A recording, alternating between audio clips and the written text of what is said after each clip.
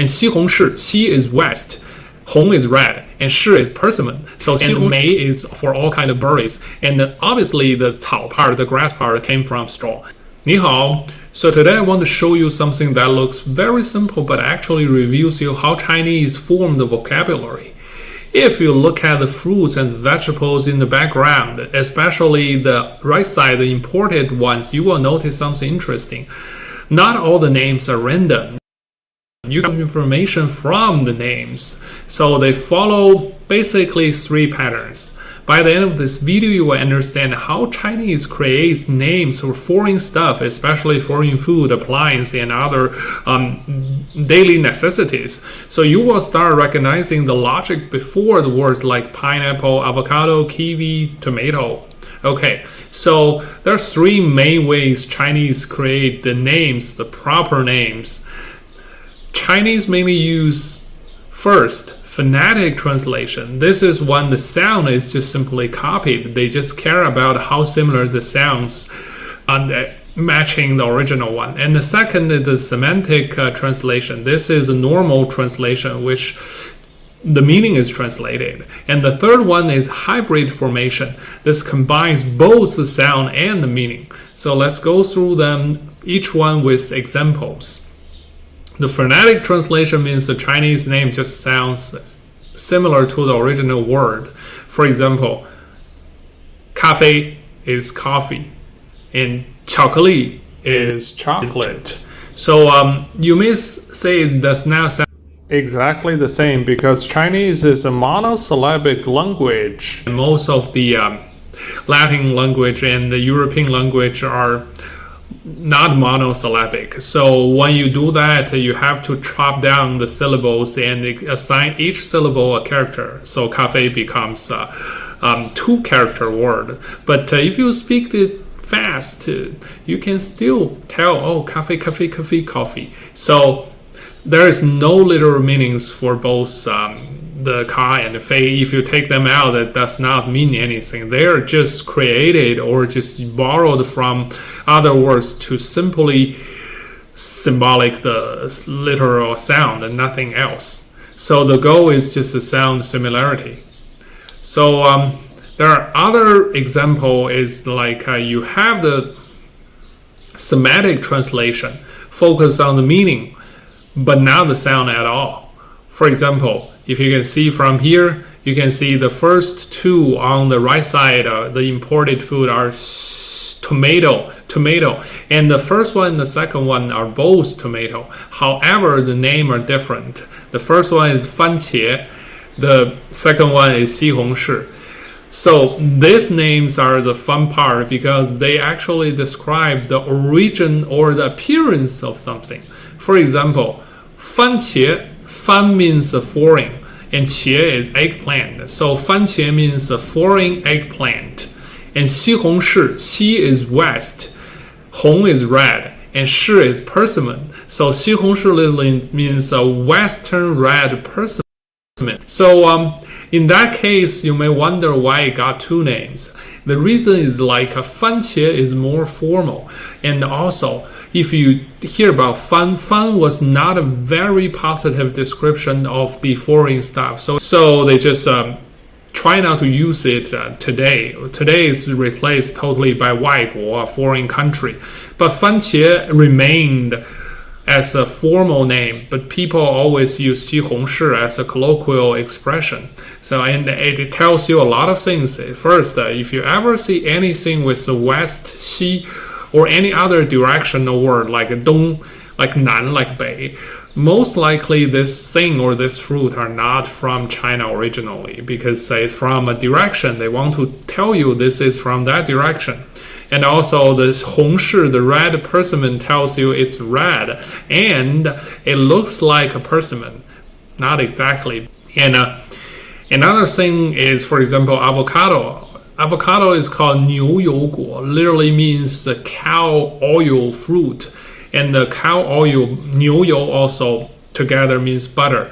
It describes the texture, now the sound, although it does not carry any directional words. But because 牛油 is such a Western style food to Chinese, so if you hear something is called 牛油, probably the first thing you can connect is some Western food, Western meal. So 牛油果. Of course, there is another name for that. It's called 鳄梨. Is a crocodile and li is pear. So it's a crocodile pear. It's also another name for avocado. That's also the formal name. It sounds not very appealing. I think the crocodile part came from the skin texture of the avocado. So if you hear both of them, you will know they're talking about exactly the same thing. So Chinese as a language often prioritize the meaning over the pronunciation. The reason is like it's a monosyllabic language. No matter how hard you try, it's very hard for you to mimic the sound exactly the same. And the most important thing is some words, or a lot of them, are actually a combination of both sound and meaning. For example, is 芒果. So 芒 is definitely from the mango, but 果 also means fruit. So it's a combination of both the sound and the meaning. So for Chinese speakers, whenever they hear the 芒果, they know this is a kind of fruit because it's a 果 and it's named 芒. So it's very common in the modern Chinese language. So why it matters for the learners, especially for the HSK preparing students, if you're learning Chinese, especially as the HSK levels, beginner levels, you should not memorize words randomly. You should recognize the patterns. If a word sounds foreign, it's likely phonetic. If it describes meaning, it's semantic. If it feels half sound and half meaning, it's hybrid. This makes the vocab much easier and more fun to remember. So on the website, funchinese321.com, I build interactive exercise that train exactly this kind of recognition and interactive flashcards. So you can practice this instead of just memorizing isolated words. Next time you see a Chinese name, don't just translate it. Try to ask, is this sound, meaning, or both? This question will probably change how you understand the Chinese vocab. Now the last thing is that we can practice all of them together so you can tell how I pronounce them and how they mean some different things by the patterns of creation of name. So 番茄、西红柿、菠萝、木瓜、猕猴桃. It's a fun name because miho is a monkey and tao is peach, and its kiwi is actually originally from China, but they then modified it in New Zealand, and then they came back as kiwi fruit. But before that, it was also a native Chinese fruit.